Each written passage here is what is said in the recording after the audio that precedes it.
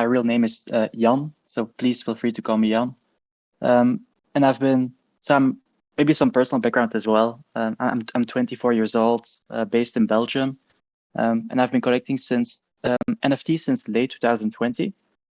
But first with NBA Top Shot, which has totally nothing to do with art, but that was just like how I discovered NFTs and got into the space. But then in January 2021, I started collecting digital art, and mainly generative art. Like I was lucky to discover like generative art like really soon. I was minting like ringers by Dmitry Cherniak before I actually knew what I was really doing, to be honest.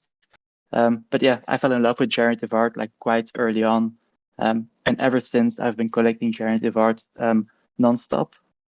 So for my personal collection, like that results in, I think it's over like 5,000 pieces across Ethereum and Tezos. Um, Let me share some links to my collection so you guys can take a look. In the meantime, I said you don't really have like a dedicated like gallery yet. So I'll just share OpenSea and object links. Okay, so there we go. But in at the same time, like I was collecting a lot for my personal collection, but I was also in the generative art space as a whole. I was missing like a more institutional approach. I felt like all the collectors were a bit like me, like collecting, but they didn't really have like the resources to activate their collection or to explain to the community like why they believe in the artists they collect. So that's the reason why I started Loranda, which is an institution solely focused on generative art. And the goal really is to build one of the most iconic collections of this era, but not just collect. Like we also want to showcase the collection in a really good way, like on the web, digitally, but also in real life at leading events, leading fairs, stuff like this.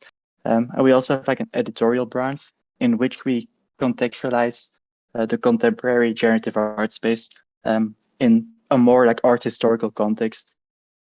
Let me share a link to Lorandom. We just recently launched our website. Let me share it right here. And here is our Twitter profile. Feel free to follow us. Like we try to be very active. We try to share like our recent acquisitions, the articles we are writing. We're also doing a Twitter space like later today to discuss our generative art timeline. So yeah, that's like a quick breakdown of what I've been doing for the last few years.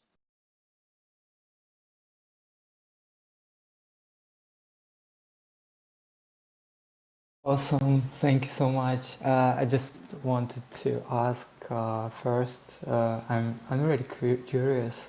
Of why do you love generative art, and what is it that was really like when you realized that you love it, and why, and what was the first project that you really adored and felt like really excited about it? So yeah.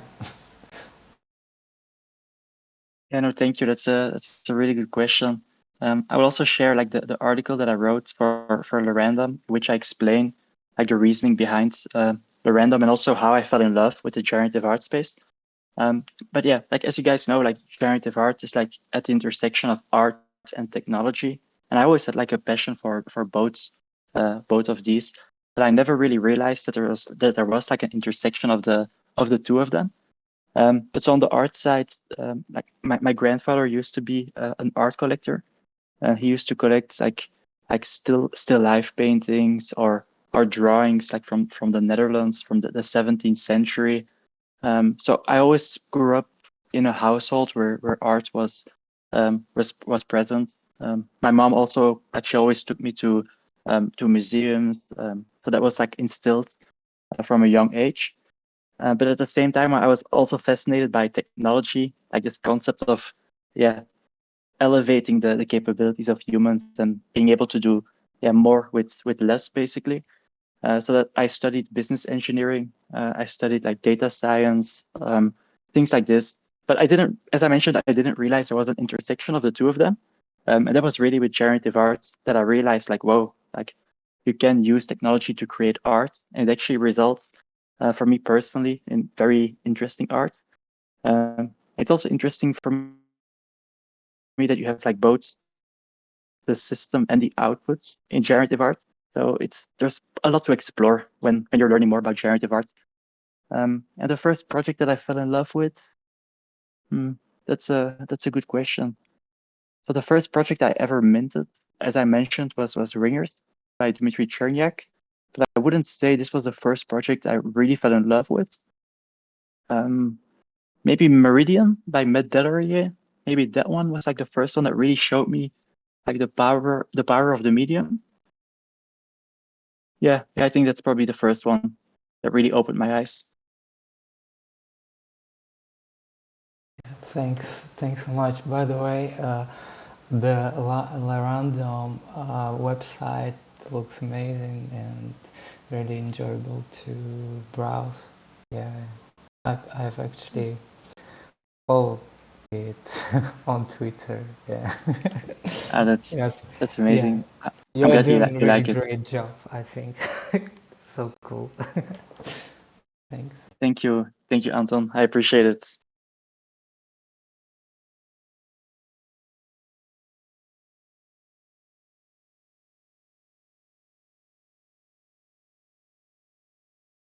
Is there any more questions?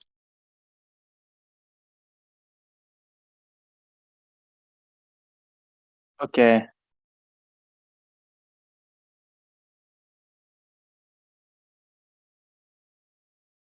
Okay, I'm reading Ivan's question. That's so you're from Panama, Ivan. That's amazing. Yeah, I've had the pleasure of meeting. I'm gonna mispronounce his name, but Jorge Ledesma. Not sure if that was correct. I've had the pleasure to meet him and IX Shells like recently in real life. Sorry, Yes, yes. So sorry, I'm speaking right now. Nice to meet you. Yeah, great to meet you. yeah. It's Jorge Ledesma and Excels. It's Yard. They are both, like, as you mentioned, Panamanian. They are super talented. I just saw their work in your gallery, and they are like two of my closest friends in the NFT space. So happy to see their work in there. Oh wow. Do you also create generative art, Ivan? No, actually, no. I'm working on my first ever project, generative project, because everything that I do is hand drawn. I create hand drawn frame by frame animations. But recently, I just stumbled upon a a artist that is a coder because I don't know anything about coding. So we are trying to put together a generative project coming starting from my hand drawn illustrations and animations and make them a generative project. Probably we're gonna mint it on FX Hash, but we're really early in the process. Amazing. I'm just looking at your profile on Twitter, and I really like your work. Like the tweet you pinned is like yeah, it's incredible work. Oh, Who are you going to collaborate with for the generative release? I have there's a guy that is actually not in the NFT space. It's a guy that I knew from a course that I gave that I was part of recently around here. So he's not in the he knows coding, but he's in part of the NFT space. So we are trying to and we're going to um and try to onboard him at the same time. So it's gonna be a big experiment. So let's see how it goes. Yeah, that's exciting. Yeah, good luck. Good luck with the experiment. And yeah, it's impressive to see like how much like creative talent there is from Panama. It seems to be like a very high concentration because it's a quite like a small country, right? Yes, yes. I think that it has a lot to do with the work that both Jorge and Ixchels had done, because they started like really early, so it became like a big thing in Panama. Actually, I don't live in Panama. I live in Argentina. I moved here 6 years ago, and but I keep in touch with them. So, but when they started selling their work in the NFT space, they were at the news and everybody was talking about them. So they did some great stuff with the Museum of Contemporary Art in Panama. They started teaching to young kids about generative art. So I think that's awesome, because there's a whole new generation that's coming up of young artists that are trying to get in the NFT space, which was not the case when we were younger. Yeah, that's true. Yeah, I think it's also like teaching like young people like creative coding. Like I think it's like something super powerful. Because like best case, like they end up like becoming a generative artist, and of course like that would be great for the world. But like worst case, like they learn how to code, and that's also like a super like valuable skill. So I'm always like yeah, really happy when I hear that people are teaching young kids how to create art with code. I think it can only have positive uh, impact.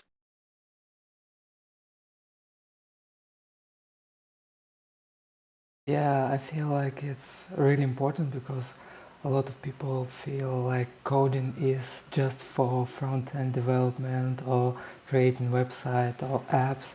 It's so strange that a lot of like folks don't realize that you can create anything with with coding.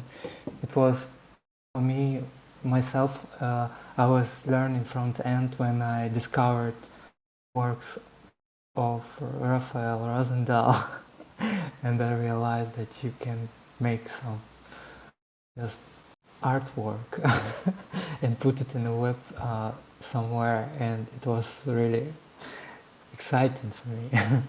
But yeah, and it was shock for me actually that you can do something like that with code. I don't know why. So yeah, feel Yeah. Yeah, no, yeah, I resonate with what you just said. Also, like in Belgium, like when people are like interested in computer science or coding, like there's sometimes the perception that it's boring. It's maybe something that's mainly nerds do, but that's like totally wrong. Like it can be just as exciting and interesting as you make it yourself. And I think generative art is is also showing this to the world. But I see that Yinga posted some questions. So how, from your perspective as a collector, can artists better reach new collectors? Yeah, what I think is this is applicable like beyond like just generative art. But I think as an artist, like in general, I would say that Tezos is like a really good place to like start building a community. It depends, of course, like on your personal situation. Like if you're like already like an established artist and you already have like a strong like network of collectors, then maybe you can go to Ethereum right away. But I think in general, like I've seen many artists like start small on Tezos for reasonable prices, and they built like a really strong like base of collectors there, and then eventually they went to Ethereum, or eventually they started raising their prices on Tezos. And yeah, for many of them, like that turned out like very well. So yeah, in general, I think Tezos is like a good like breeding ground for digital artists. And when it comes to like reaching new collectors, like there's more than just Tezos. Like if you're already creating on Tezos and you already have a strong community there, that can be interesting to try to identify like other like collector communities, and try to get in touch with them. And sometimes it's like interesting to um, like there's like, for example, like some new like platforms on Ethereum. So for example, if you're doing like AI art, I think it's like super interesting to try and do a release with drops, or with emergent properties, or with Kate Vast, because many of these platforms have like a dedicated group of collectors that you can get in touch with. by releasing art there. And of course, like Vertical Crypto Art is also doing a great job by showcasing like art in real life and with these with these residencies as well. So lots of people talk about keeping up with your collectors via DMs or social media or something. How important are each to you? Does this affect how much you might collect their work? Yeah, so I think in general, like sometimes I think the demands on artists are like super high, like especially when it comes to communicating with collectors. It feels like many artists are juggling like many different roles that in a traditional art world wouldn't be required like from an artist. So I don't really expect artists to reply to me straight away. I don't expect them to engage with like every post that I make about their arts. I think it's like super important that artists have like a dedicated time to create their work and that they don't have like the constant like feeling that they have to reply to collectors. I think collectors that do like require this from artists and that get annoyed when they're not being replied to. Yeah, these are probably collectors that you would rather not have, to be honest, because that's just not something you can expect from an artist. Like you don't have a claim on their time just because you collected like a work from them.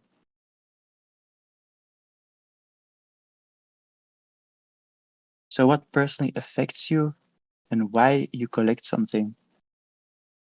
Yeah, this can be, to be honest, like that's a difficult question to answer because artwork, it can affect me in many different ways and there can be like many different like reasons why I collect a work. But yeah, like it's a tough question to answer. Sometimes it's like mainly like aesthetical appeal. Sometimes there's a super like interesting concept. Also like the personal relationship with the artists, like with the artist also impacts my collecting decisions. There's like some artists that I really have like a long relationship with that I've been collecting art from for like 3 years. And yeah, so that's also sometimes a reason to continue collecting work from them. Um, yeah, so the next question, how do minting models affect the way you feel about a collection? One of one versus open editions. Yeah, this doesn't really, I wouldn't say this really affects like how I feel about a collection. Yeah, like the way it's released like doesn't really impact that much like how I feel about the art itself. And it also depends on the situation. With the random, like we usually collect one of ones because we do have the purchasing power. But with my personal collection, like I collect a lot of editions. I do a lot of open editions. I don't really care that much about the edition size, and I'm always happy when an artist has like a lower entry point. I think it's also like very important for an artist, like when you want to establish like your initial community. I think it's important to have like a lower entry point to make your art like accessible, um, to build like this initial community of collectors around your work.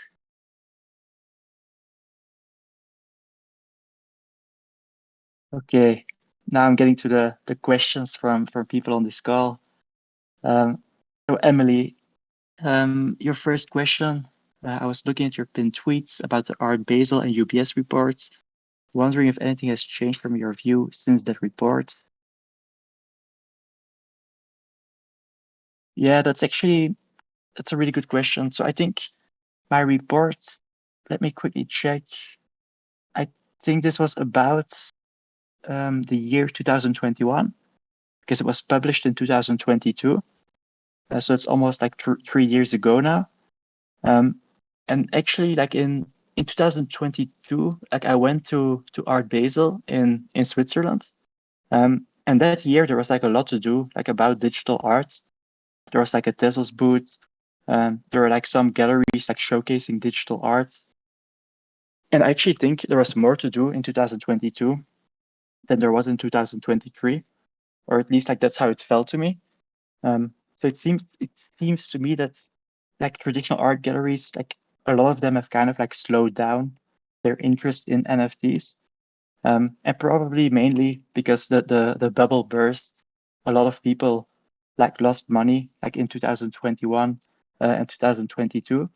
So they're probably like a bit hesitant like at this point in time to introduce their collectors to NFTs because they realize like how risky it can be to especially if you're like investing. Like if you're collecting for the long term, it doesn't matter that much. But if you're investing in art, then it can be a risky space. So I think that's why like some traditional art galleries have taken a step back. But at the same time, I think there's also like a lot of like new initiatives. Maybe the traditional art world is like cooling down a bit when it comes to adopting NFTs. But there's many new platforms launching. There's like new like galleries being built like from the bottom up. And I think that's like super exciting. There's also like a lot of events launching now that are solely focused on digital art, or some are even solely focused on generative art. And yeah, like that's really interesting to see because I think if we wait for Art Basel or these events to really embrace digital art, that can take a long time before that's really the case. Because there's so much like inertia and their infrastructure, like their history, like isn't really like set up to embrace digital art. And did I come up against anything surprising when I was building Lorandom?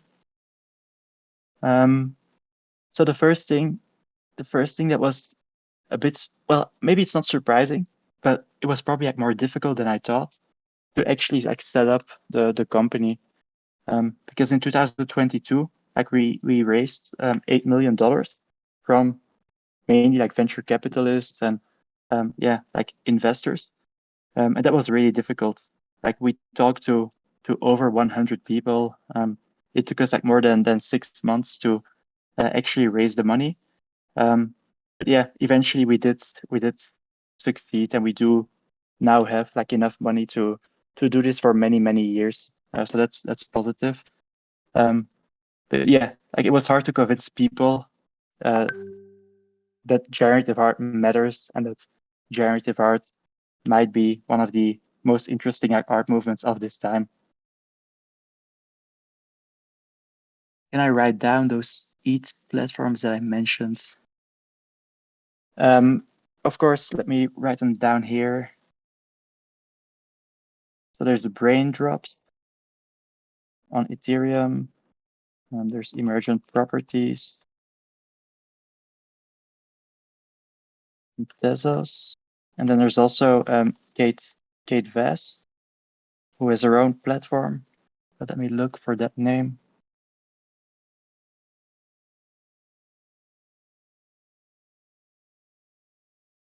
And this is just on the AI art sites. But there's also like on the generative art side, there's a lot of new platforms like popping up. I think the most important one is still FX Hash. They're also going to Ethereum, so I think they will stay like very relevant moving forward. But there's also prohibition.art. There's alba.art. Yeah, there's quite a few like generative art platforms as well.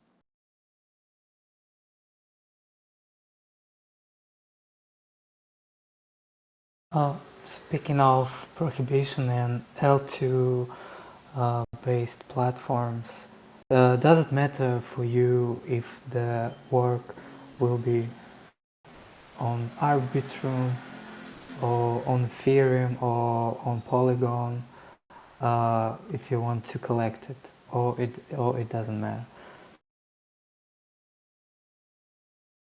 Yeah, that's a like the thing is like I'm not really like a technical expert. Like I don't really know perfectly like if Arbitrum is like safer than Polygon or like I don't really know. So in general, like I'm mainly focusing on like on Ethereum and Tezos, also because there's like an infrastructure there, there's a community there, so it makes everything like way easier. It's also easier to like showcase your art on like these digital gallery platforms. Like everything has integrations for Ethereum and Tezos.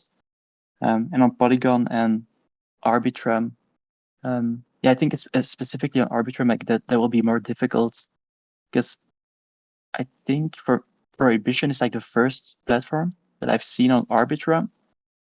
So there isn't like really like a community at all like on the chain.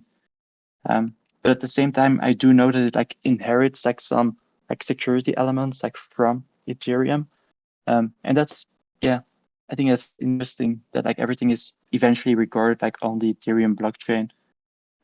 Because that's something I do, yeah, have some worries about with with Tezos. Like how will that be like in 10 years?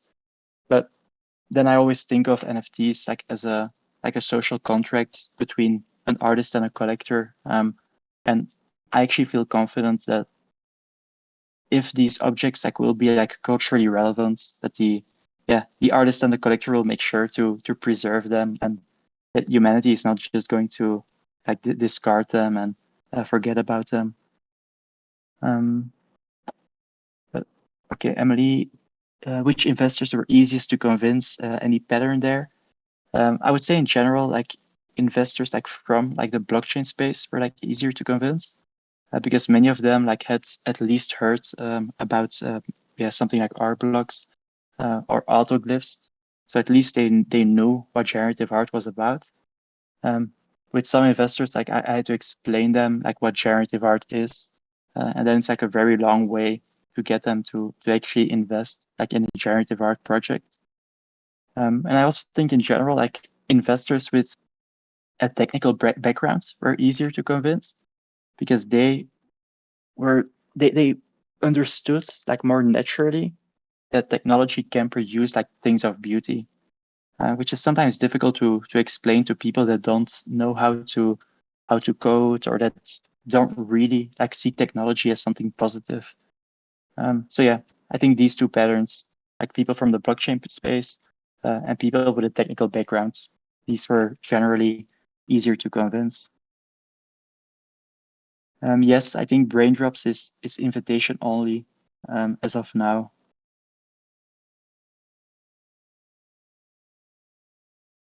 I'm now reading the question by Brutalisti. But by the way, guys, like feel free to take the mic like at any seconds. Yeah.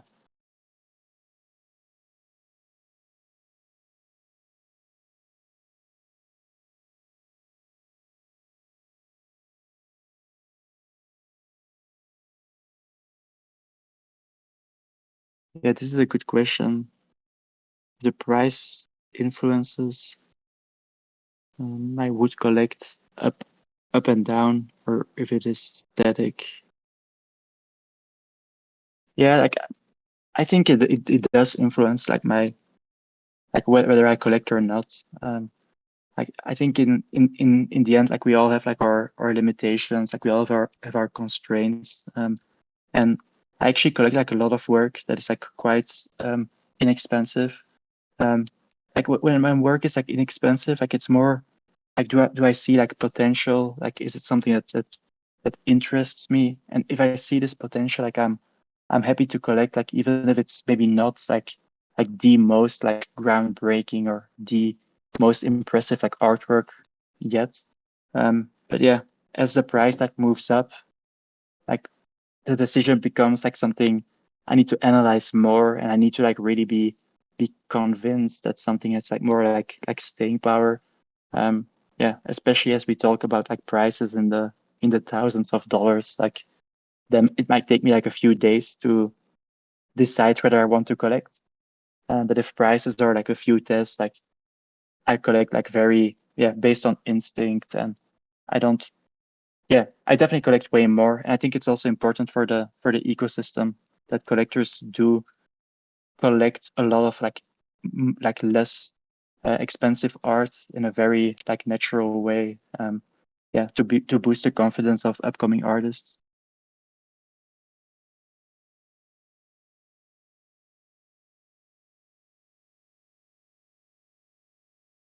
Oh, just could you share like how the process of collection is going on with you? Like, do, how is it happening? For example, I just go in the morning to see the tweets and sometimes browse the object to see what my friends posting, and try to support me. I'm just curious how the other people collect. Is it some kind of ritual? Do you listen to the music while doing it? Yeah, that's a good question. When I collect for my personal collection, like it's very similar to what you just described. It's like really for me, it's like it's like taking some time off, enjoying art, collecting what I like. Like it's a time of like relaxation for me. But for the random, like it's a bit more serious. And we also have a full-time analyst that works for us. Let me share the link actually to his profile. He goes by the name Nemo Cake on Twitter. Maybe some of you know him. So he's working like full time for the random. Like he's helping me like build this collection. And every 2 weeks we have an acquisition committee, and in that committee, like Conrad and I, Conrad is the name of the analyst. Conrad and I, like we present work that we think we should collect, and then we actually have like a discussion with some other people, like whether we should collect it or not, like with some of our advisors, with Peter Baumann, who is a writer at Loranda. And then based on this conversation, like we decide to collect or not. And when we have this discussion, like we usually focus like a lot like on the artist and their background, because in the end, I think that's probably like the most important thing. Like who is the artist? Are they like dedicated to creating art? For how long have they been doing it? Like these are factors that we like really like analyze like quite in depth. And then after like agreeing that the artist is someone we want to collect work from, then the next question is like, what pieces should we collect from this artist? And this analysis is a bit more like subjective. Sometimes it also depends on personal tastes, and we can disagree or agree like what piece like looks best. But yeah, so that's basically like the two steps we discuss, like who are the most significant artists in our opinion, and what's the most significant work like from these artists. Yeah, thanks.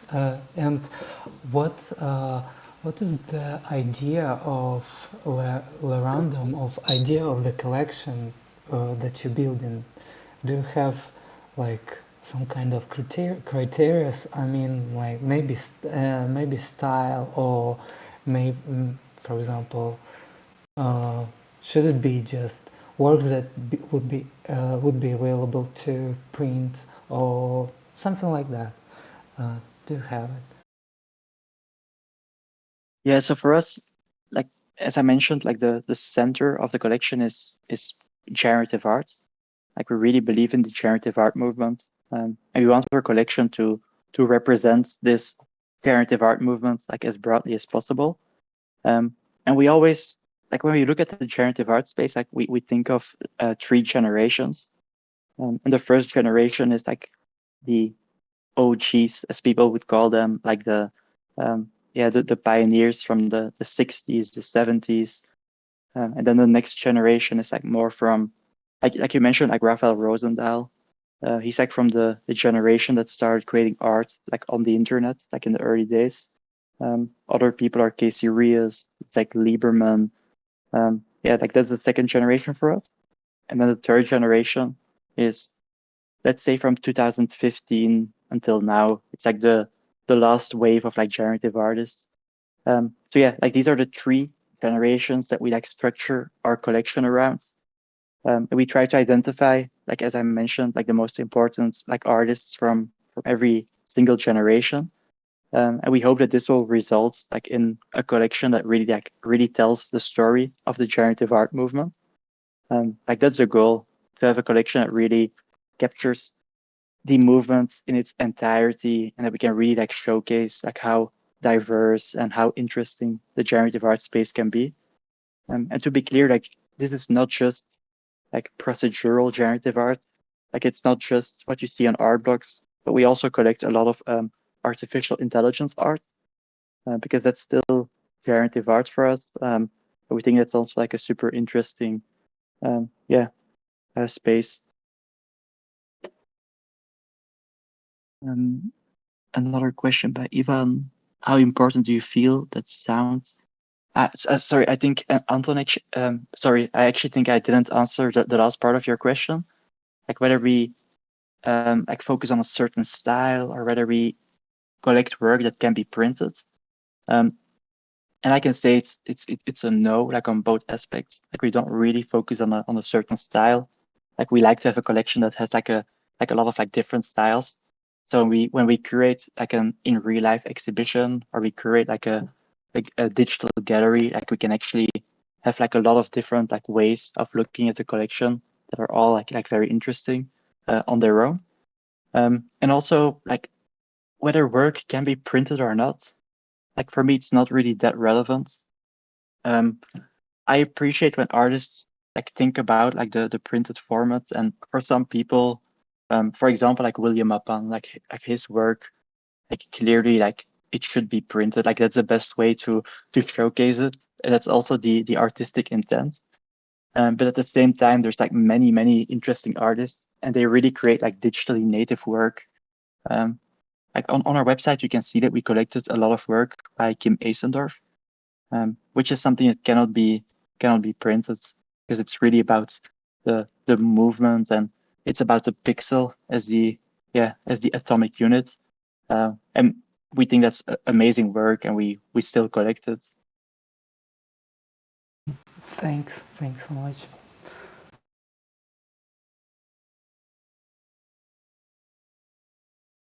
So the next question: how important do you feel that sound is when looking at animated artwork?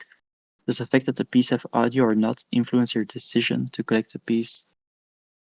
Yeah, this really depends. I think most of the work we collect like doesn't really have sound, and it's not something that we miss because we usually collect, well, like we collect visual art typically, like that's the main thing we collect.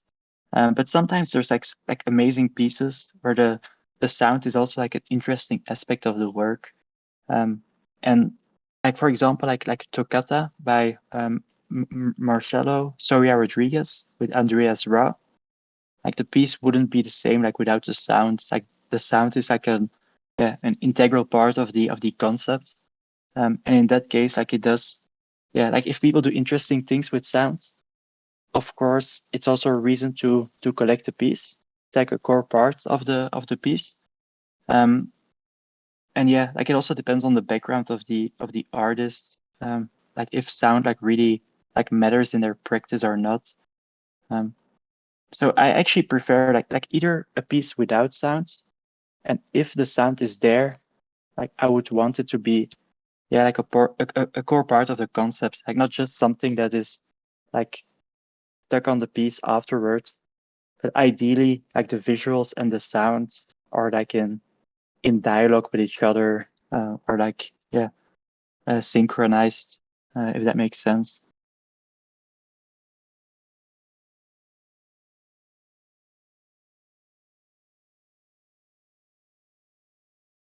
Okay, nice. Yeah, thanks, Ivan. That's a really good question. Hi, can you hear me? Yes, I can hear you. Okay, I'm Bruta. My first Nice to meet you. question, nice to meet you too. My first question I asked as a collector, but now I'm motivated to ask another question as a generative artist. Especially after what you said about the amazing moving works of Kim Asendorf. Mm-hmm. Sometimes I have this feeling that some of my projects are really good, but I don't know how to show them to people who would appreciate them. And you, probably all the artists on Twitter that are not very popular have the same problem, because if I post something on Twitter, it can get few shares and few likes, very few. It's impossible to reach anybody. It's not okay to DM the correctors. It's not okay to send them a piece, even because it's not a problem. My work usually sells for very small prices. That it's not there to make money from it. I just want to share it and get appreciated. But what would be a good way to reach a collector when the usual social media networks does not help at all? Yeah, thank you, Brutalisti, for the question. Yeah, I think it's not an easy thing like to answer. I'm not sure if it's like a golden like formula like to do this. Because it's true that like in general like collectors they don't like, it depends on the tone, but they usually don't like, they want to be like seduced to some extent, right? Like they don't want to feel like something is being sold to them. Like they want to feel like they discovered something. Um, so that's why like maybe people tell you to like not like DM collectors or to not like push your art like too much like on social media.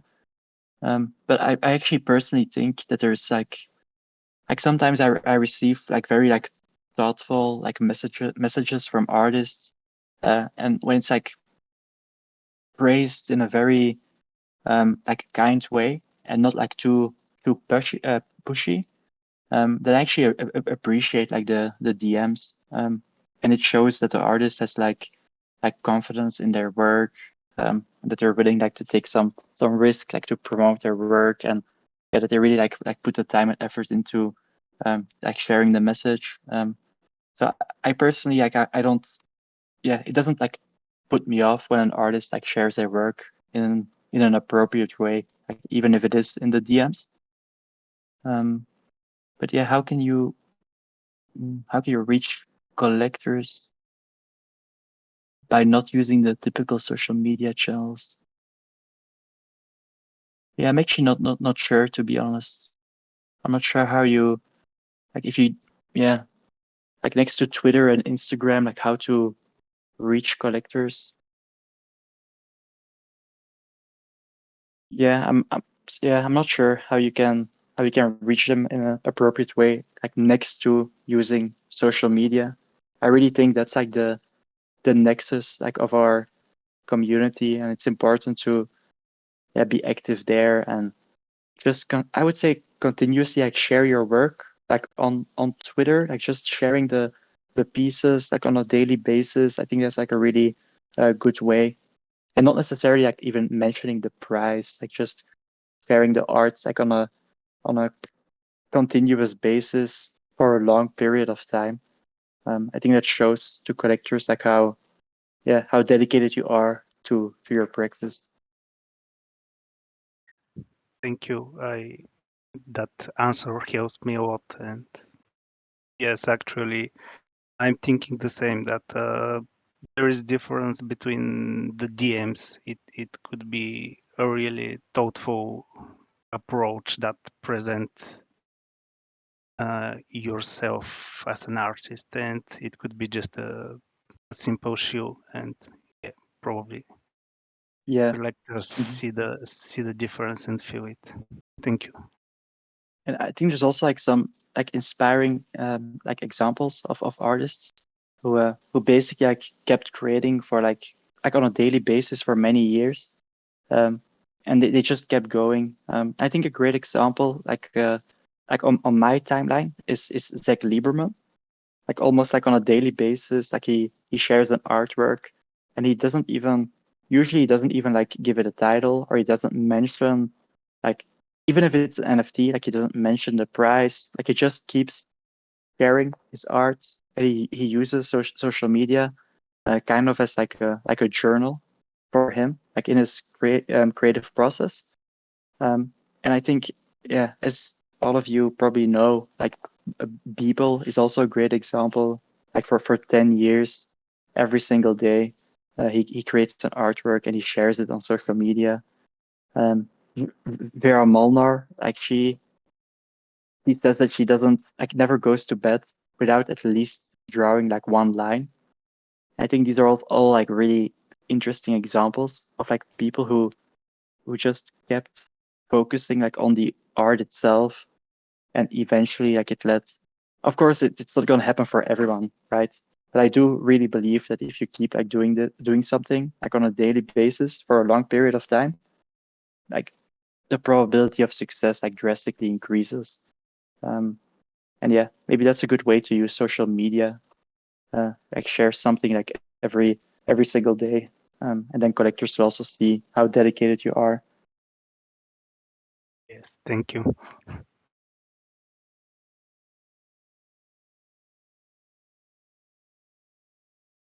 Do you consider any other platforms of social media? I mean, threads, and right now some of a decentralized project are coming up, like Layer or Lens Protocol.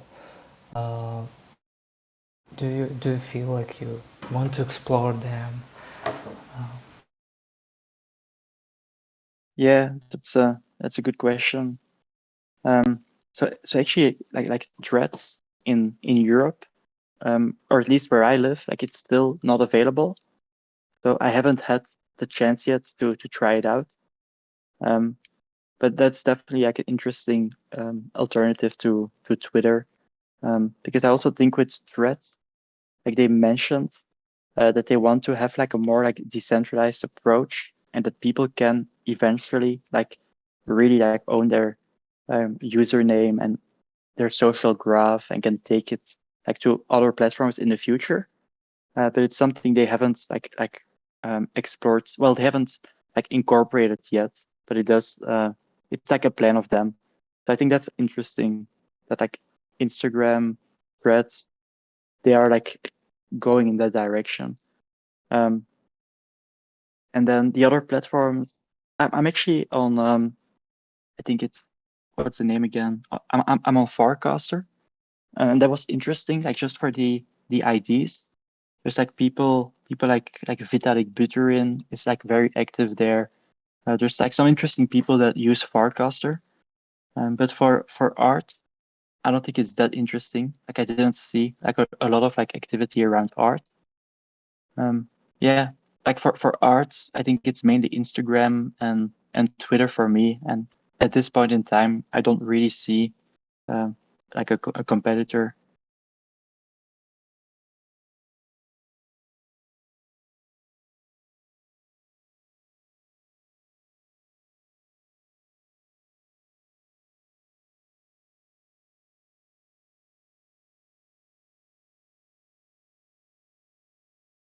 So recent projects that I'm very excited about now. There was actually just yesterday, there was an Artbox release called Gumbo. And this artist called Matthias Isaacson. Like I actually collected like his Genesis NFT in 2021, just because I really liked his work on Instagram, and I reached out to him like asking if he would be willing to mint some NFTs. Um, so yeah, like that's amazing to see that like 3 years later, he has an Artbox created project. And I'm actually super impressed like with the outputs. I think it's a really good project. Um, so yeah, we've been collecting a few of these. What other projects? Mm, I think on Verse, verse.works. Let me share a link. There has been like a really good show by Andreas Guyson. I was there in real life in London for the gallery opening, and that was like really impressive. Um, because he's a generative artist, but he also does like these physical installations, which are really intriguing. And that's quite unique, like for a generative artist to put like a lot of time into like physical installations. like he does. So he collected like quite a bit of work from there. Because yeah, I really think he's an exceptional artist. And then there's also like currently there's an auction going on at Christie's. And I think there's like some interesting pieces there as well. Like for example, like Maya Man. I think she's super good. Like I really like her work in general because it provides like a social commentary like through generative art, which is something I think in general like maybe which may be a bit like underexplored. Like how can we use generative art to like do social commentary and bring a message like into the world about society. I think she like really excels at this. And I also really like the Yazid piece uh, at Christie's. Maybe I can share a link.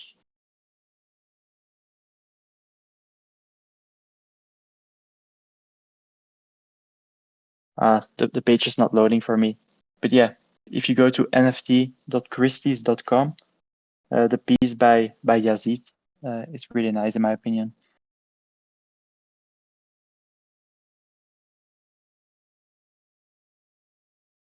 But Anton, the link you shared, layer.com, it's the first time I hear about this. What is this platform?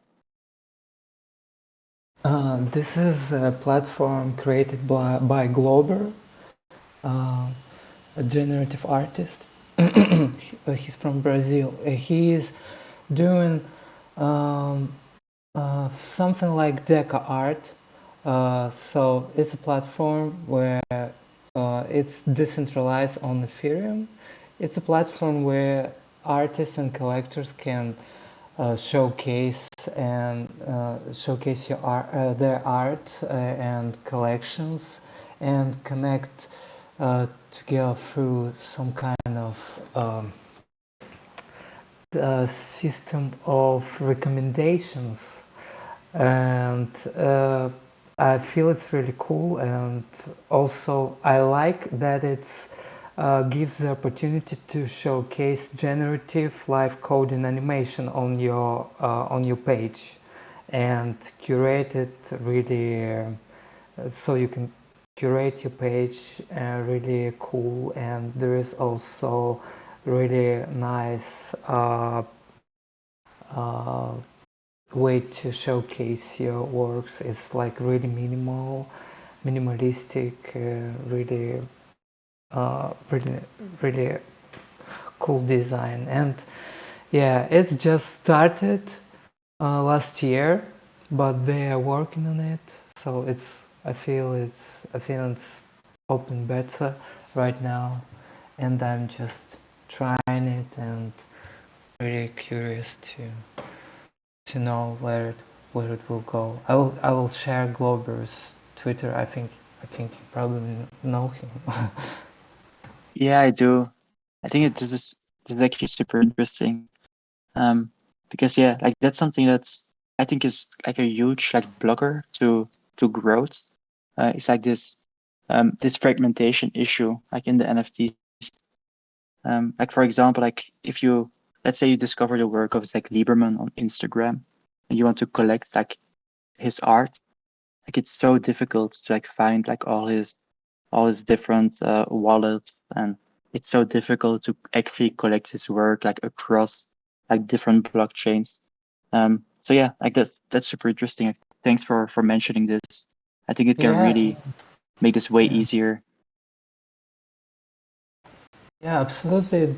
We actually had a chat with him right before they were launching a closed beta, and we were discussing why he's doing it. And his idea was to break out of Twitter because yeah, it's always feel like convoluted and really hard to explore. So his idea was to for artists to manage all their wallets and all the stuff in one place, and also to have a link for collectors, maybe if they want to buy it with some additional information, maybe something.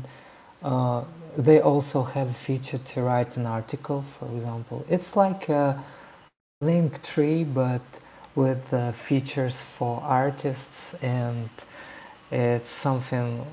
Yeah, I'm really excited about this project. I don't know where it goes, but right now I'm just happy to explore all the new things. Like I'm also exploring Lens protocol, and I feel it's really exciting right now. There are so many apps and ideas. So, and also a layer is one of the most interesting things that, yeah, it's coming up, I think. Yeah, no, yeah, thanks for mentioning it. I'll definitely get in touch with Glober and try to learn a bit more about this project. Yeah, But yeah, yeah. I actually have another meeting like just right now. But I can see that Ivan is still like typing. So Ivan, if you have like a final question, like feel free to shoot it over.